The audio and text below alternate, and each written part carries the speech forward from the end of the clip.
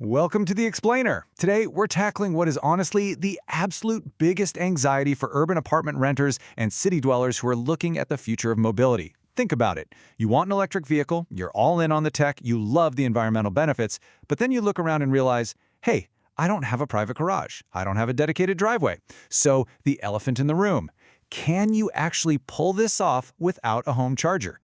So let's just get right to that pressing question. The short answer? Yes, it is absolutely possible to own an EV without home charging. But, and this is a massive but, it requires a complete fundamental shift in how you view the very concept of fueling. It completely stops being about making a quick, reactive trip to a gas station when you're on empty, and it starts being all about how you manage your time and your environment. To figure out if this lifestyle is for you, here's our roadmap for this explainer. We're going to cover the garage-free EV dilemma, break down the real cost of charging, look at the always-be charging method, hear some real-world workarounds, cover winter and infrastructure pitfalls, and end with your own personal EV readiness check. All right, let's jump right into part one, the garage-free EV dilemma. As we all barrel toward this fully electric future, lacking private infrastructure is a huge structural hurdle if you live in a high-density urban area.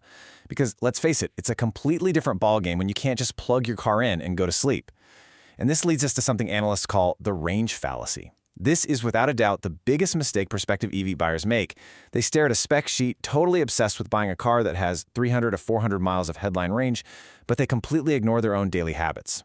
Look, daily EV life is shaped way more by your charging access than by your battery's maximum capacity. A car could have incredible range on paper, but if keeping it charged doesn't fit seamlessly into your actual life, it's just going to become an incredibly frustrating burden. Which brings us to our second point, the real cost of charging. Because without that cheap, predictable overnight home charging, your total cost of ownership, your TCO, can become really volatile really fast. There's a stark cost differential at play here. Domestic charging gives you a stable baseline of roughly 15 to 20 cents per kilowatt hour. That is your absolute optimal scenario.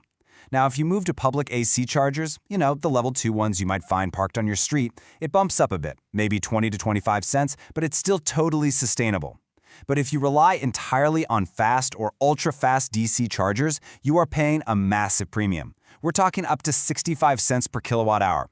If you exclusively use fast chargers, you risk literally erasing the entire operational cost advantage of owning an EV compared to a traditional gas car.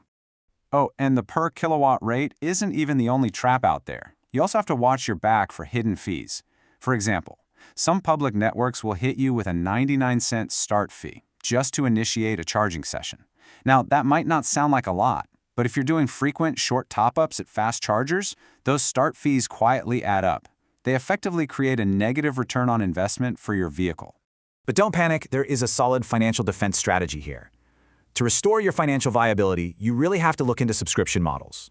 Let's say a network offers a monthly membership for around $12.99 a month. By paying that flat fee up front, you can often bring those punishing high-speed rates back down to a very manageable 34 to 37 cents per kilowatt hour during off-peak times. Honestly, if you rely on public charging, doing this math isn't optional, it's mandatory. But even with the variable costs of public charging, the EV platform still offers some amazing, unique compensation pillars. You've got near-zero mechanical maintenance, no oil changes, way fewer brake pad replacements.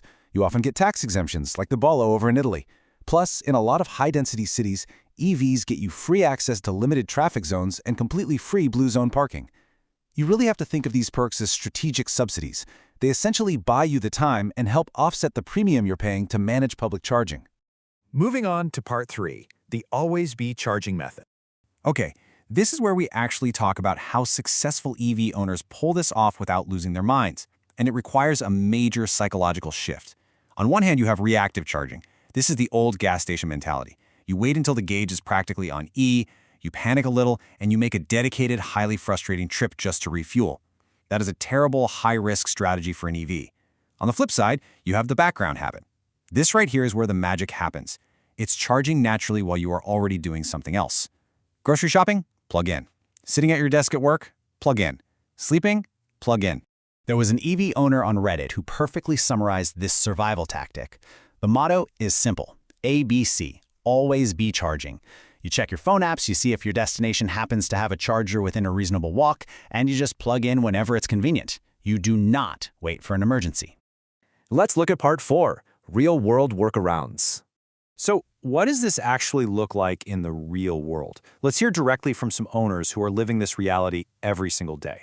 This first quote is hilarious but highlights a super common frustration. This user rented an older home and the landlord flat out refused to upgrade the electrical system, basically laughing off EVs entirely. The user said they wanted to tell the landlord to, quote, upgrade your electrical system from the 20th century, end quote. But instead of giving up on the car, they found a workaround. They started relying on a slow charger located just a block away from their office. It completely saved the day. And as a little bonus, slow charging is actually way better for long-term battery health anyway. Here's another awesome example of the neighborhood routine in action. This user parks their car at a local community college that's less than half a mile from their house. They plug in just before dark, enjoy a nice short walk home, and then walk back the next morning to a fully charged car. By tapping into local community infrastructure like this, a potential headache turns into a remarkably sweet and often free deal. Now, if you do have to rely on fast chargers, it really comes down to perspective. As this user points out, dedicating 30 minutes once a week to just sit in a parking lot really isn't torture. For a lot of people, it simply becomes dedicated, peaceful downtime. You read a book, you catch up on emails, you drink a coffee. It's just the flip side of that multitasking model we talked about earlier. All right, we need to be realistic though. Section 5, Winter and Infrastructure Pitfalls. Because look, it's not all reading books and free parking. If you aren't prepared for external variables, a perfectly good routine can fall apart incredibly fast. Here is a crucial multiplier you absolutely need to remember. 2x. 2 times. Because winter weather battery drain, combined with running your car's heater, means your weekly charging frequency could easily double. So, if you're perfectly comfortable charging once a week in the summer, you have to stop and ask yourself, is my logistical plan flexible enough to handle charging twice a week when it is freezing outside? You also have to aggressively avoid what I call the single charger trap. If your entire charging strategy relies on one specific neighborhood charger, you are incredibly vulnerable. What happens if it breaks down? What happens if someone else decides to treat that spot like their own personal, permanent parking garage? You always need a plan B. Otherwise, you'll be forced into doing expensive, reactive fast charging at the absolute worst possible moments. And that brings us to our final section, your EV readiness check. Let's distill all of this into a highly actionable checklist. This will help you decide if a garage-free EV actually fits your life right now. You need to ask yourself these 5 questions. 1. Do you have a level 2 charger within a 10-minute walk of your home? 2. The absolute holy grail, does your workplace offer charging? 3. Have you checked the apps to make sure those local stations are actually reliable and not constantly broken or occupied? 4. Does your weekly routine naturally place you near chargers for 45 minutes or more? And 5. Honestly, can your schedule handle that 2x winter charging frequency? Based on how you answered that checklist, here is the final strategic verdict. EV ownership without a garage is highly advised and frankly a great strategic move if you have workplace charging or dependable, walkable neighborhood chargers. In those scenarios, the savings on maintenance and parking make it a clear win. However, it is high risk and honestly potentially non-viable if your daily setup requires you to make dedicated, separate trips out of your way just to charge the car. The opportunity cost of your time will quickly outweigh any benefits. And that leaves us with one final, kind of provocative thought to ponder today.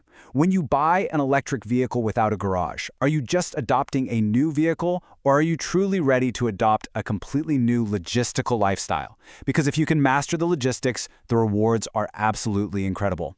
Thank you so much for joining me on this explainer. I really hope this deep dive helps you make the smartest possible decision for your own urban mobility future. Have an awesome day and keep learning.